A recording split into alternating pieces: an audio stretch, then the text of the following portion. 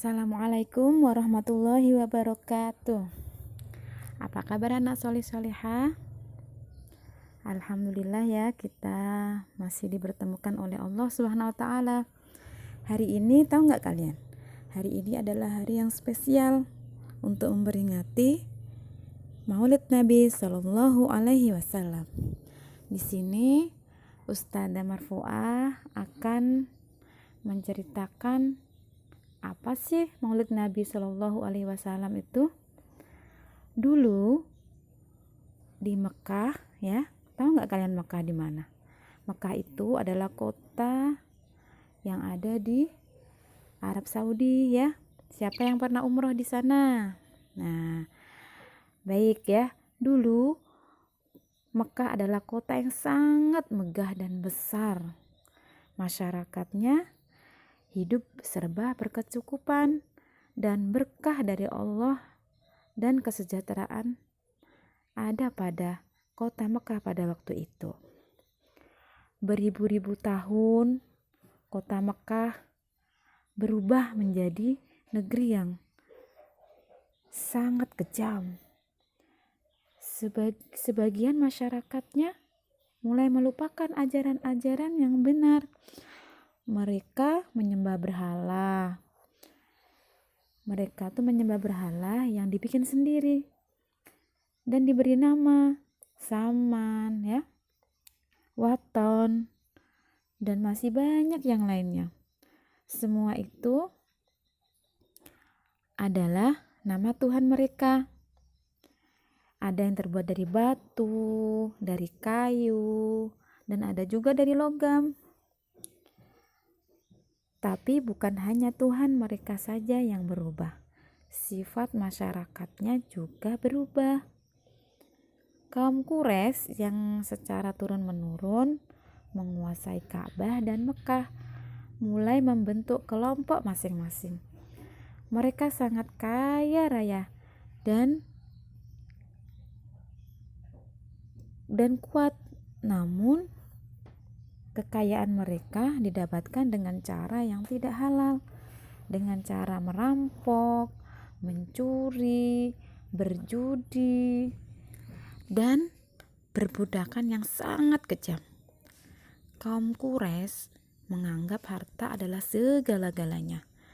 Bagian memiliki kekayaan yang banyak, dialah yang berkuasa. Mereka menghalalkan segala cara dan selalu terlibat dalam perselisihan. Dan kadang-kadang mereka berperang antar saudara, teman-teman. Zaman itu, yang mana zaman kaum Quraisy yang kejam, yang mana zaman itu disebut zaman jahiliyah. Pada zaman itu pula ada seorang wanita solehah yang bernama Aminah dan suaminya bernama Abdullah.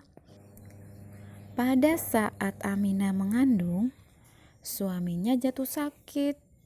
Akhirnya tak lama kemudian meninggal dunia. Aminah sangat sedih karena harus hidup sendirian.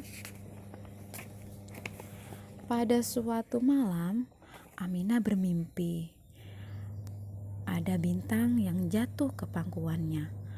Menurut ahli tafsir, kelak anak yang dikandung Aminah akan dihormati oleh banyak orang. Mekah dan Ka'bah semakin ramai dan berkembang. Orang dari segala penjuru selalu berkunjung untuk beribadah dan juga berdagang.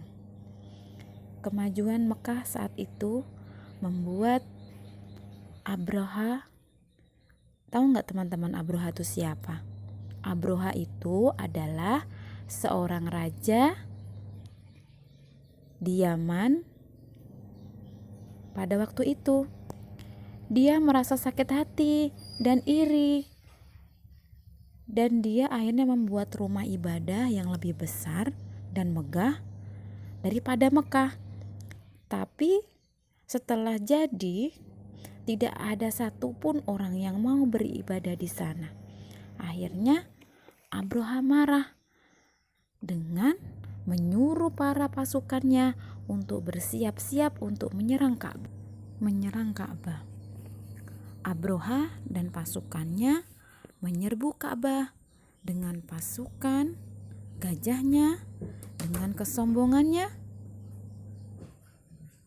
Tapi ketika Abroha dan pasukannya akan menyerang Ka'bah, tiba-tiba ada datang ribuan burung ababil yang membawa batu-batu berapi dari neraka. Kemudian batu-batu itu dilemparkan ke arah pasukan gajah Abroha. Dalam sekejap mata, pasukan gajah Abroha berhasil dapat dikalahkan dan dapat diselamatkan. Dan akhirnya Mekah kembali di tangan masyarakat muslim pada waktu itu. Tahun itulah disebut namanya tahun gajah. Bisa difahami kan teman-teman? Nah, pada tahun gajah itu pula Aminah melahirkan putranya. Ia memberikan nama Muhammad, sebuah nama yang tidak lazim untuk anak-anak kaum Quraisy. Dan akhirnya Aminah memberi nama Nabi Muhammad SAW. Beliau adalah nabi terakhir yang diutus oleh Allah Subhanahu wa taala. Ia dilahirkan pada hari Senin, tanggal 12 Rabiul Awal, tahun gajah. Ya, cerita ini bisa kita dapatkan dalam surah Al-Fil ayat 1 sampai 5. Kita baca bersama-sama ya, teman-teman. A'udzu billahi minasyaitonir rajim. Bismillahirrahmanirrahim. Alam tara kaifa fa'ala rabbuka bi ashabil fil. Alam yaj'al kaidahum fi tadlil.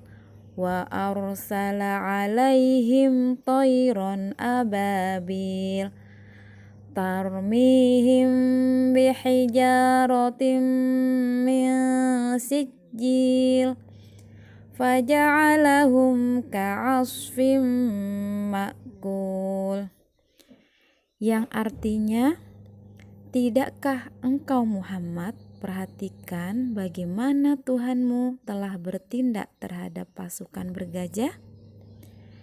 Bukankah Dia telah menjadikan tipu daya mereka itu sia-sia?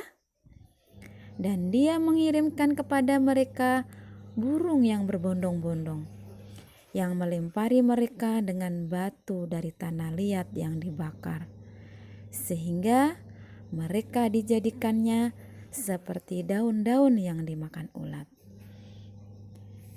Maha benar Allah dengan segala firman-Nya.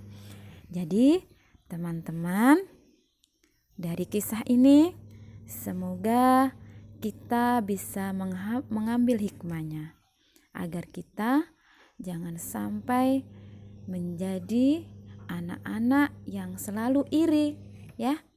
Kalau iri untuk kebaikan boleh, tapi kalau iri yang buruk tidak diperbolehkan, ya.